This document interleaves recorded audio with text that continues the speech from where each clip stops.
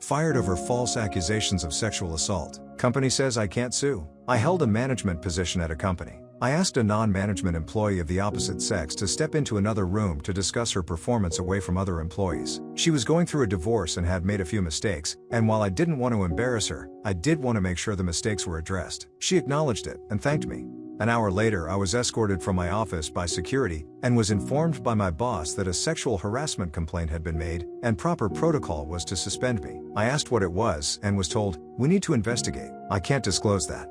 He assured me that it shouldn't take long, and if I wasn't guilty of anything, I'd be paid for the time out. I again asked what the accusation was, and was told that as there was an ongoing investigation, I was not permitted to know, but if they had questions, I would be contacted. I wasn't happy, but knowing that I didn't do anything wrong, I left the building. Later that night, I received a notification on my phone that my email password was incorrect. After 2 days, I called my boss asking for an update, and was told he was not available, but I would hear something soon. I began calling daily and received the same response. Finally, I received a letter in the mail informing me that I was terminated for exposing myself and requesting sexual favors from an employee. The employee listed was the young lady I had pulled into the side room. I immediately called up my boss and was told he is unavailable, and said to say the matter is closed. My buddy, the IT guy, messaged me on Facebook asking what happened as he'd been told to deactivate my accounts. When I told him the whole story, he replied, "You took her into the X room? Dude, there's a security camera in there. We keep Y in there, so we always have the camera on."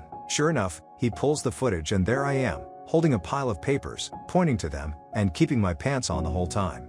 I left a message for my boss that the alleged incident occurred in a room with surveillance and that I would be contacting an attorney and subpoenaing the video record. I received a call back 15 minutes later asking me to please participate in a phone conference with him and HR. The conference went as expected. They didn't realize it had occurred in a room with surveillance. They have a zero-tolerance policy that they have to enforce. You can't be too careful in this day and age. They regret that this didn't come to light sooner. They've already replaced me, and as it wouldn't be fair to terminate my replacement as she's done nothing wrong, they don't have a job to offer me back. However, as a gesture of goodwill, they're going to pay me through my suspension, change my file so it reads that I voluntarily resigned, and provide me a good reference. I replied that wasn't acceptable. They made a false accusation against me, withheld vital information that I could have easily refuted, refused to take my calls, and completely failed in their own investigation by not checking video footage that would have immediately exonerated me. They asked what I thought would be fair. I told them they could immediately terminate the employee who made the accusation, and either give me my job back or pay me out 1 year's salary in addition to what was offered. My boss said that he could not discuss another employee with me, and that neither of those options are feasible. The only options I have are what he already offered. I replied that the options I gave are the only way I'm not going to sue the company along with the employee. My boss replied that I signed an agreement when I was first hired, saying I would take all disputes through arbitration, and that I waived my right to sue the company. I do not remember signing the agreement, and I have not seen it, but it apparently says that I will take all disputes to arbitration, I will bear the costs of arbitration, and that I will accept the decision in arbitration. He stated that I will not fare any better in arbitration than he's already offered, and I'll be out the money to cover the arbitration. I feel like I'm being bullied here, and don't think he would have scheduled a phone conference with such immediacy if he didn't think the company was vulnerable to a lawsuit. I'm waiting on a callback from a few employment attorneys. Do I have a case? Am I wrong to feel that this is unacceptable? Update 1. Quite a bit has happened in the last few weeks. A friend of mine at another company, after hearing what happened, told me his company had an opening. I applied, interviewed, and at the end the manager asked me what I like to be called.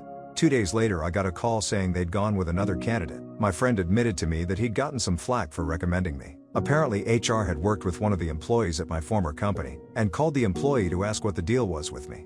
To which the employee responded, he got fired for sexually assaulting a subordinate. I think he's actually being charged criminally. I'm literally crying as I type this. It's a nightmare that won't end. Long story short, I lost my shit, called up my old company, boss wouldn't get on the phone with me, had an attorney draft a letter of demand and send it off, had another phone conference scheduled. They once again regret that an employee provided a reference outside of the prescribed channels. The employee was coached on the proper way to handle such requests. My attorney informed them that in addition to wrongful termination, we would be adding defamation to our complaint against them. They insist that they have not broken any laws, and they cannot control the actions of an individual employee who went against company policy. So we're at an impasse there. Either I move ahead against them, or I walk away. At this point, I'm ready to drag this through court. I tried to take the high road and go elsewhere, but they're regretting a lot that they've done to me without any action to correct it. Oh, I almost forgot. A few days after my last post, they sent me a packet of papers, standard non-disclosure notifications, Cobra, and a blank copy of the arbitration agreement for me to sign. Why a blank one, you ask? Well, it seems somebody fucked up. They weren't making people sign when I was hired, and HR never bothered to have me sign the agreement when I worked there. I of course have signed nothing that they sent me, including that agreement. I considered allowing arbitration if they pay the costs, and I have approval over who is selected, but my attorney has advised not to do that.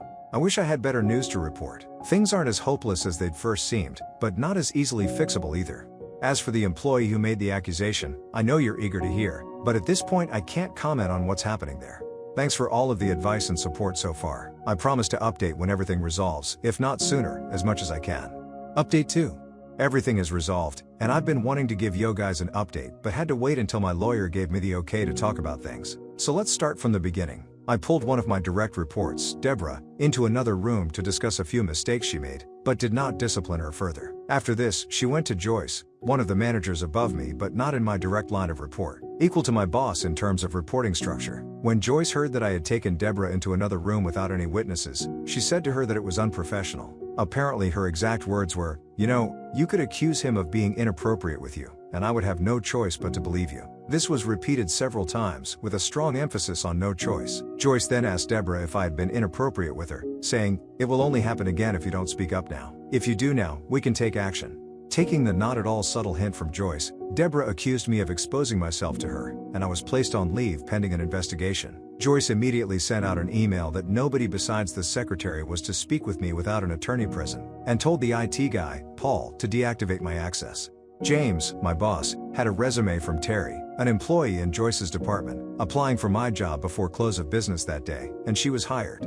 Paul and I talked. He provided me with video proving my innocence. The company continued to stonewall me and refused to talk to me. When they did, they attempted to push me into arbitration and to retroactively sign an arbitration agreement. I cut my losses, took another job, and was ready to move on. Sandy, an employee in Joyce's department, broke protocol, talked to HR at the new company, told them I had sexually assaulted a subordinate, and cost me the job. So that brings us up to date. My attorney and I launched a civil suit against the company and Deborah. Bet you're wondering how I know the above. Well, good old Joyce said she'd protect Deborah if she came forward. Unfortunately, that only extended to her job. So when she was named individually in this suit, corporate told her they would not be providing her an attorney. After realizing that she'd be putting her house up for collateral, she was all too willing to throw Joyce under the bus. Joyce went to Paul, the IT guy, who was one of her reports, and gave him a list of footage to be procedurally wiped as part of an archive clearout. He pointed out that the incident with me was on that list and part of an ongoing investigation. Joyce told him that it was no longer needed and to go ahead and wipe it. He refused, citing the fact that it would still be requested in the event that the suit moved forward. She told him to pack his things as he was being terminated for insubordination. He called the company attorney and informed her what had happened. The aftermath? Several things happened at once, so I'll try to keep them as chronological as I can. Deborah's attorney contacted mine stating that, conditional on me dropping the suit, she would admit that she lied and explain what went on behind the scenes. Dana, the company attorney, got the call from my attorney with the details from Deborah shortly after she finished talking with Paul about him being terminated for refusing to destroy evidence. Deborah and Joyce were terminated for cause that day. Paul was told that his job was safe. My attorney received a call, and it was made clear that the company didn't want this to go any further and wanted to talk settlement. I won't go into all of the details, but what I can say, I was offered my job back with a very fair increase. I received back pay from the date of suspension, and a public apology was offered from the very top. Terry is now working in Joyce's old position. She's incredibly cool about things, and felt horrified when she found out what happened. James and I are good now, and he has personally apologized for not sticking up for me. This will likely be my final update. There is still some legal battle ongoing, but I can't go into that too much. Thank you for all of your support and encouragement. You guys rock. Thank you all for watching up to this point. The 1K video is in the works and will be out soon. The 1K sub goal has been reached, and now the new short-term goal is 2 million views by the end of the month, and 4K watch hours on the long videos. If you enjoy these videos and continue to support the channel, please like, comment, and subscribe to the channel and join the journey with us. And as always, stay safe and have a good day.